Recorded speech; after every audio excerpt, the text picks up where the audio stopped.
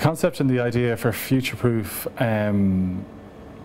it came about over a business that myself and my colleagues have been doing for the last couple of years. We've continuously come into this space where we've been working with companies, helping them develop their online presence, and we've always found that there has been obstacles with large companies. They look to just hire a digital guy. With small companies, they just don't have any understanding, and they feel that the amount of time and resources are just too much to ever enter the space.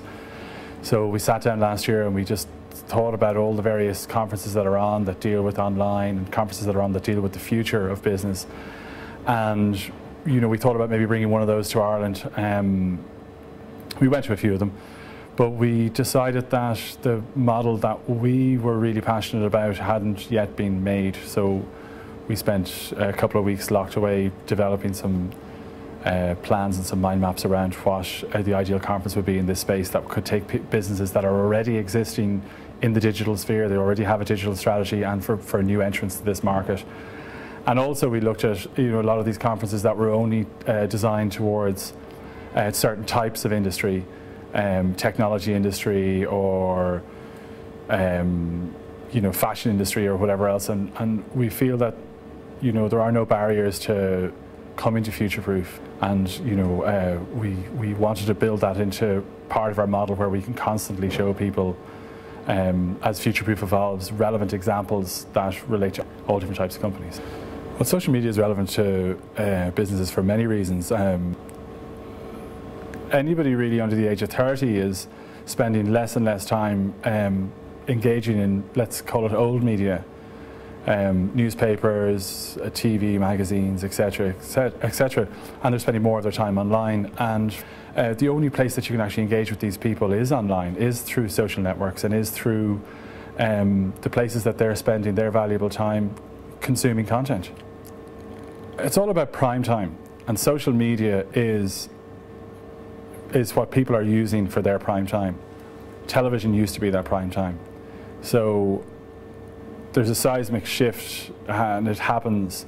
Large brands are now spending 7 or 8% of their advertising budgets on digital stroke social media.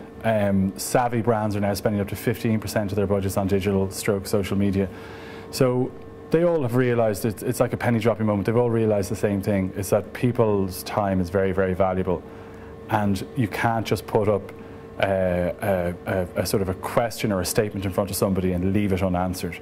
Whereas with social media, they're able to come along, they're able to show people their ads, they're able to show people all the various things that a brand can do, and they're able to engage with their clients, their potential customers and existing customers, and they're able to build this relationship where they can retain their customers for longer, and also the customers are able to tell them very quickly and very easily what's right and what's wrong with their products.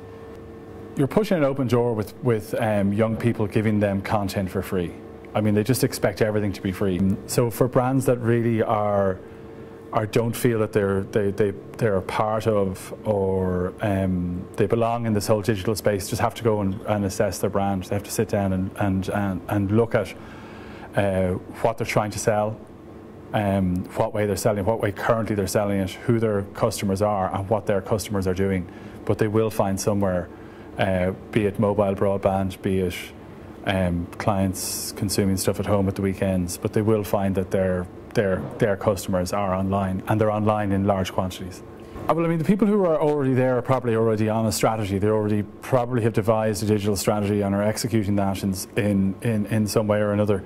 I suppose the relevance and the interest for them to come along to Futureproof is that we want people to think a little bit wider. We want people to think a little bit more like their customers are thinking, because it's such a personalised space that you can't create the same message for everybody.